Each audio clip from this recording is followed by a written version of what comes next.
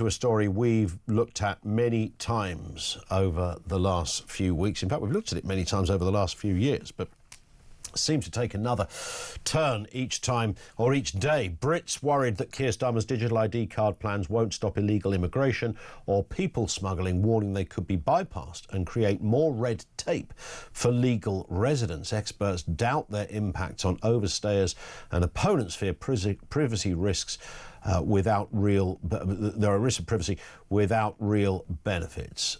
Let's speak with Andrew Orlowski, columnist at the Telegraph, and we've spoken to Andrew a few times on this issue. Good to have you with us again. I mean, this is kind of like sort of tell us something we didn't know territory, isn't it? I mean, it was always almost a juvenile idea to suggest, oh, this is all about keeping the country safe, digital ID. It's going to stop the immigrants, which was a load of cobblers to begin with. Yeah, I don't think they realised what they were getting into. I'm one of very few journalists who reads every report that the Tony Blair Institute produces, and they're not technical people. They hire them. These reports are written by kind of really quite junior staff, just come out of McKinsey for a year or two. They assumed that everything is working fine, that they could slip it in, just essentially rebrand a system we've already got called One Login, and everything would be fine. They'd slip out this announcement on a Friday afternoon. It was done in 26 seconds, and now they're in a world of pain. This One Login system is not secure. And this sort of, concern that Brits have, I mean, it's completely natural concern. In fact, it coupled in many respects with some outrage as well. I mean, I know they've talked about this kind of stuff for years, and but given the potential implications of this, you can't really overstate how big a story this is, Andrew. I mean, in Britain it completely changes, as me and many other of your guests will have said. It changes the relationship between the citizen and the state. Estonia is always flying politicians and policymakers over, but Estonia has always kind of it's always been, it's been an independent state for, I think, a few decades over the last 1,000 years. It's used to having surveillance. It's very pleased with its system. But again, it's Estonia gets hacked and it's way more secure than the One Login system is. Well, where do you sense, I mean, in terms of this getting debated in the House of Commons, I mean, we could get to a point, hopefully, where this never happens because another government comes in and says, no, we're not choosing this. But there is always a belief that this is kind of bigger than any one government and this will happen regardless. What's your take on that? That it will happen regardless? Yeah. I think David Davis MP wrote a letter to the National Audit Office yesterday, highlighting some of the work I've been doing at the Telegraph. This system that is already live has 12 million people on it, called One Login. That's the basis of digital ID. Was hacked in March, and the hackers hacked in March by a friendly team, we should say a red team exercise. It's called. It's kind of a stress test. You get people to try and ambush the system to see where its weak points are. Sure.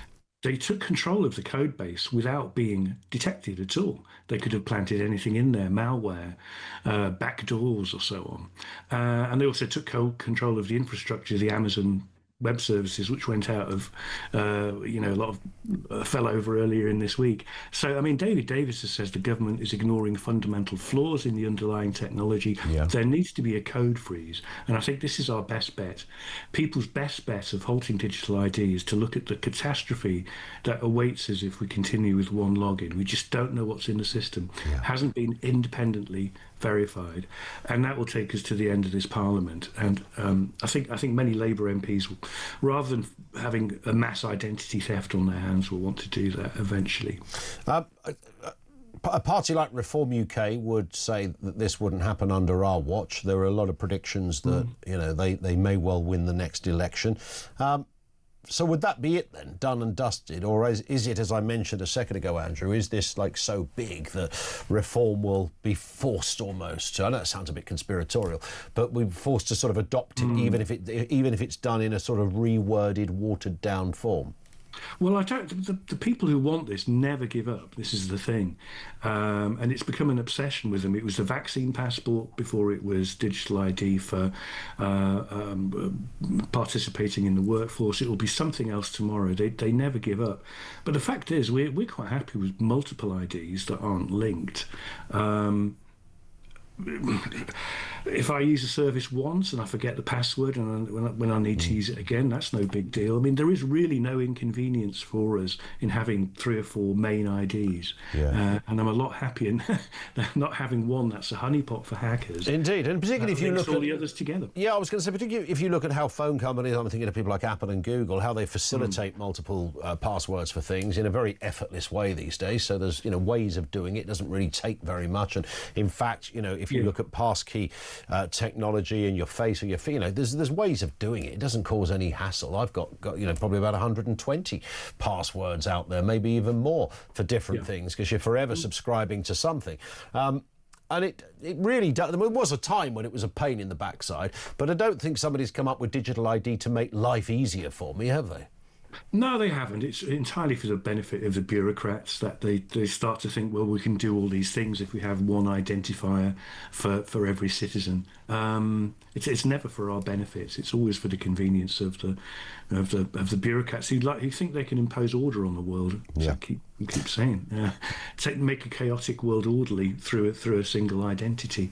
Even if I was just going to add, Andrew, that even if Labour miraculously won the next election and it all started to go through, this is incredibly expensive. The evidence to suggest its efficacy is so wobbly that it's laughable in terms of what is being suggested in terms of its use, etc. What realistically then, when would it be there for us if it did go ahead? Because you could be looking at something that is the best part of another 10 years. No, this is what people don't realise. It's here now. They're not building a new system, and they're not planning to build a new system. We're already in this system. It's called One Login, and it's not secure. So 12 million people are on it already. I think it's trebled since the spring, largely thanks to making it mandatory for Companies House, and it becomes completely mandatory next month. I mean, as of last Monday, you have to do your web filings using a one login identity. And then there's a wallet, which they've already demonstrated. They demonstrated it back in January, and that's going to be rebranded BritCard. So it's already here.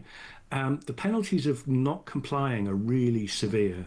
If you're a company director, they will fine you. And remember, the state can take money out of your bank account now, and you'll lose that company. So it's really not like the Poltex, where tens of thousands of people disappeared. I lived in a part of Manchester. There was nobody on the electoral roll. Indeed, that's right. I mean, you say 12 million people. Are we talking about companies and businesses in that respect? 12 million identities have been created, and a large part of that is as the drive to get everybody filing on Companies House, right. Corporate company information and through it. The next big step is benefits and HMRC. But this is a live system, and this is what I'm trying to convey is so important. It's an insecure live system that hackers can take control of without being detected. Identity fraud completely messes up your life. You cannot prove to the bank you are who you say you are. Your bank account's been drained. You'll have lost your house through identity fraud. This is a massive kind of, the Titanic sails onto this iceberg way before we have to worry about social credit. We've got this enormous iceberg in front of us. And I think, the powers that be need to halt and freeze this project immediately. Yeah, well, let's see where it goes in the next couple of years. It's going to be fascinating. Andrew, let's catch up again because this thing is developing by the day, as I said at the beginning. Andrew Orlowski, who is the columnist at the Telegraph, who was right across that story, he's been relentless in, as he said, all that stuff that... and that is the difference between journalists and good journalists who bother to read the stuff that many people don't. So if you want to wade through all the stuff that comes from the Tony Blair Institute and anyone else that has been advocating for this for so long, he's your man because he does it, and he does it brilliantly. That is the latest. 12 million people already on the list. This is when they pretty much compelled sort of company directors and the like to be registered in that sort of one password kind of way. What is your take or sense on that? Because if reform came in, Nigel Farage said, I can't remember the exact quote, but he would, go to jail, I think he said. Go to jail rather than have digital ID. Of course, it's not about the convenience. The convenience feels rather good. It's fantastic. Who doesn't get a little a little twinge of satisfaction when you buy a ticket for something or whatever, whether it's your train or whether you go to the cinema and it says, you know, do you want to pop this into your wallet? And there up, the little QR code gets tucked in there nicely and you click the button and up it pops. And I can see the convenience of that. Your passport, your driving licence, yeah, of course at that level it makes sense. But that is not the debate. That is not the discussion that is at stake here.